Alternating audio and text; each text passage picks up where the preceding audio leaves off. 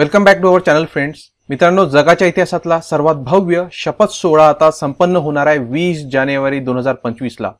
म्हणजेच तो कोणाचा आहे? अमेरिकेचे नवीन राष्ट्राध्यक्ष डोनाल्ड ट्रम्प यांचा हा शपथविधी सोहळा होणार आहे. आणि ना भूतो न भविष्य असा हा शपथविधी सोहळा असणार आहे, कारण की याच्यात जी एकूण रक्कम खर्च केली जाणार आहे ती केवढी आहे तुम्ही आकडेवारी इथं पाहू शकता. मोजता मोजता आपल्याला इथं थकवा येऊन जाईल. ती आहे 17 अब्ज रुपये. तिथं आतापर्यंत जमा झाले आहे, याच्यापेक्षा अधिक खर्च तिथं होणार आहे.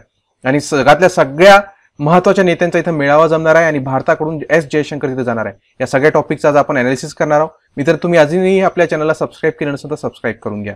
या विक्रमी देणगी या डोनाल्ड ट्रम्प यांच्या शपथविधी सोहळ्यासाठी प्राप्त झाली आहे. हो, तुम्ही योग्य ऐकलंय, देणगी. कारण की अमेरिकेमध्ये अशी प्रथा आहे की जेव्हा नवीन राष्ट्राध्यक्षाचा शपथविधी असतो तेव्हा गव्हर्नमेंटचा पैसा खर्च केला जात नाही. तिथलं सिस्टीम वेगळं आहे. तिथं काय करतात की जो नवीन राष्ट्राध्यक्ष असतो तो लोकांना विनंती करतो की माझा शपथविधी सोहळा आहे, तुम्ही त्याच्यासाठी देणगी द्या. मग लोक देणगी देतात. आजपर्यंत भूतकाळामध्ये असं झालंय की तिथं जास्तीत जास्त $30 मिलियन किंवा $40 मिलियन जमा व्हायचे. परंतु आता जो शपथविधी सोहळा 20 जानेवारीला होणार आहे ना, या शपथविधीसाठी 17 अब्जापेक्षा जास्त रुपये, म्हणजे याला जर कन्वर्ट केलं आपण डॉलर्समध्ये तर $200 मिलियन पेक्षा जास्त रक्कम जमा झाली आहे. जी चंदा सिस्टीम आहे, ही जी देणगी आहे ती अजून चालूच आहे. म्हणजे 17 अब्ज आज जमा झाले आहे. तर असं सांगण्यात येत आहे की आता वॉशिंग्टनमध्ये जे हा शपथविधी सोहळा होणार आहे, हा जगातला आजपर्यंतचा सगळ्यात भव्य आणि दिव्य असा शपथ सोहळा होणार आहे, ज्याच्यामध्ये नवनिर्वाचित राष्ट्राध्यक्ष डोनाल्ड ट्रम्प जे आहे तिथं शपथ घेणार आहे.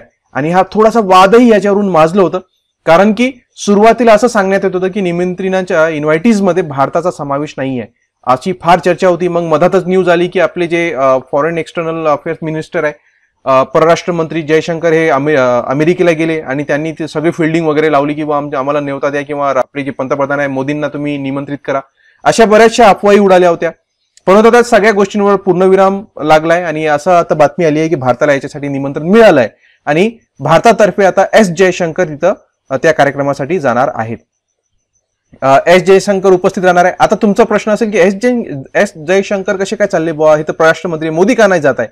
तर आता दोन गोष्टी आहेत, दोन प्रवाह आहे मित्रांनो. विपक्ष आणि पक्ष जो असतो तो दोन प्रकारचे. आता मी दोन्ही गोष्टी तुम्हाला सांगतो की का जात नाहीये. एक जे पक्ष म्हणजे जे आपली गव्हर्नमेंट आहे त्यांचं म्हणणं काय आहे की भारताची जी परंपरा आहे आजपर्यंतची की भारताचा पंतप्रधान हा कधीही नवीन जो राष्ट्राध्यक्ष होतो कोणत्याही देशाचा त्याच्या शपथविधीला उपस्थित राहत नाही. एक उदाहरण देण्यात आलं की जे इराणला इब्राहिम रईसी होते, हेलिकॉप्टरमध्ये त्यांची दुर्घटना झाली होती आणि त्यांच्या जागी नवीन प्राईम मिनिस्टरला ची शपथविधी होता, तेव्हा त्याच्यातही जगातल्या सगळ्या राष्ट्राध्यक्षांना आणि पंतप्रधानांना बोलवण्यात आलं होतं. त्याच्यातही भारताला निमंत्रण होतं, परंतु भारतातर्फे मोदी त्याच्यात गेले नव्हते. तर भारतातर्फे कोण गेलं होतं? तर नितीन गडकरी त्या शपथविधी सोहळ्यात सहभागी झाले होते, नितीन गडकरी. तर हे गव्हर्नमेंटतर्फे सांगण्यात आलं की भारताची जी प्रथा आहे त्याच्यामध्ये आपला जो हेड असतो, जो पंतप्रधान आहे, ते जात नसतात. त्याच्यामुळे डोनाल्ड ट्रम्पच्या शपथविधीला मोदी जाणार नाही, एस जयशंकर जाणार आहे. विपक्षातर्फे दुसरी गोष्ट सांगितली जात आहे, तिथं असं सांगण्यात येत आहे की बा मोदी इतकं डंका वाजवत होते की भारताचा जागतिक स्तरावर उदो होत आहे, वर्ल्ड लीडर, विश्वगुरु आपण बनलो आहोत आणि मोदीजी पूर्ण जगाचे म्हणजे एक प्रकारे नेता बनले आहे. परंतु ट्रम्प यांना काय पर्सनली इन्व्हाइट नाही केलाय. ऍज अ कंट्री म्हणून भारताला इन्व्हिटेशन दिलंय, पण पर्सनली यांना दिलं नाहीये. आता पर्सनली मी का म्हणत आहे, कारण की ट्रम्प यांनी काही राष्ट्राध्यक्षांना पर्सनली निमंत्रण दिलंय. त्याच्यातलं चीन सुद्धा सहभागी आहे. चीनचे जे राष्ट्रपती आहे शी जिनपिंग यांना ट्रम्प यांनी पर्सनली निमंत्रण दिलंय आणि असं त्यांनी स्वतः एका प्रेस कॉन्फरन्समध्ये सांगितलं आणि त्याच्या उलट प्रश्न त्यांना विचारण्यात आले होते. कोणकोणते नेते याच्यामध्ये सहभागी होणार आहेत? जसं तुम्हाला सांगितलं की चीनचे जे राष्ट्राध्यक्ष शी जिनपिंग यांना पर्सनली डोनाल्ड ट्रम्प यांनी जेव्हा निमंत्रण दिलं तर जगात थोडीशी खळबळ माजली, कारण की डोनाल्ड ट्रम्प यांचा जो पहिला कार्यकाळ होता ना, तो चीन सोबत त्यांचे नेहमी खटकेच उडायचे. कोरोना आला तर त्यांनी नाव दिलं होतं चीन, म्हणजे चायनीज व्हायरस, आणि चीनला बऱ्याच वेळा त्यांनी टार्गेट केलं. पण जसं त्यांचा हा शपथविधी दुसऱ्या वेळेस होणार आहे त्यांनी चीनला निमंत्रण दिलं आणि खास करून शी जिनपिंगला पर्सनली निमंत्रण दिलं.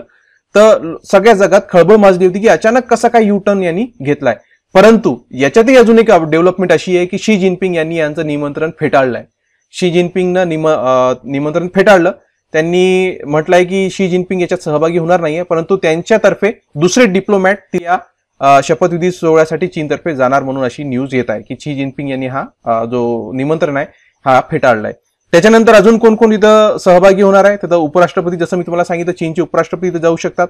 त्याच्याशिवाय अल साल्वाडोरचे अध्यक्ष नायब बुकेले, इटलीचे पंतप्रधान जॉर्जिया मेलोनी, अर्जेंटिनाचे राष्ट्राध्यक्ष जेवियर मिली, या आतापर्यंत यांना पर्सनली इतके निमंत्रण गेले आणि हे लोक तिथं पोहोचणार आहे, अशा बातम्या आता तिथलं न्यूजवर चालू झाल्या आहेत.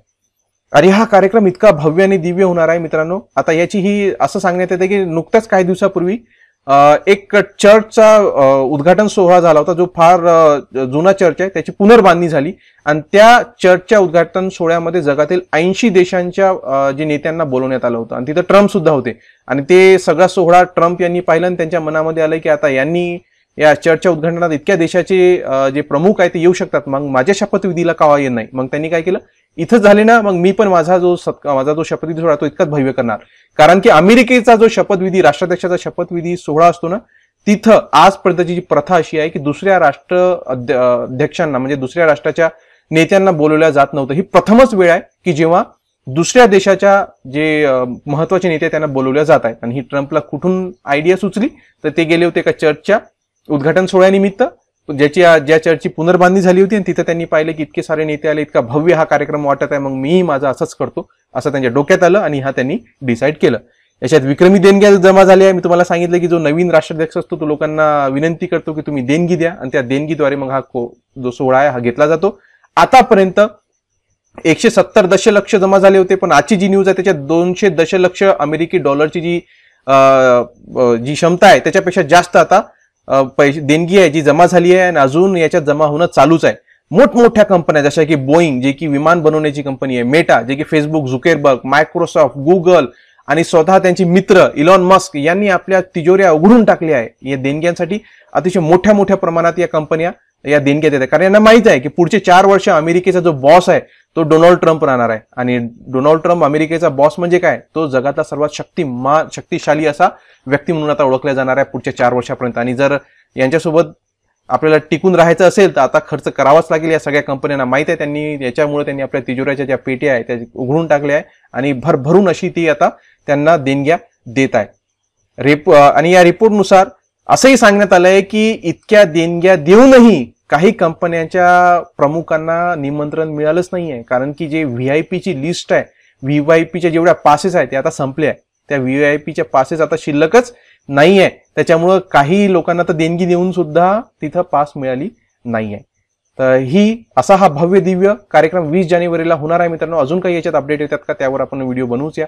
मित्रांनो व्हिडिओ आवडला असेल तर लाईक करा, मित्रांनो शेअर करा, चॅनल सबस्क्राईब केलं तर सबस्क्राईब सुद्धा करून घ्या.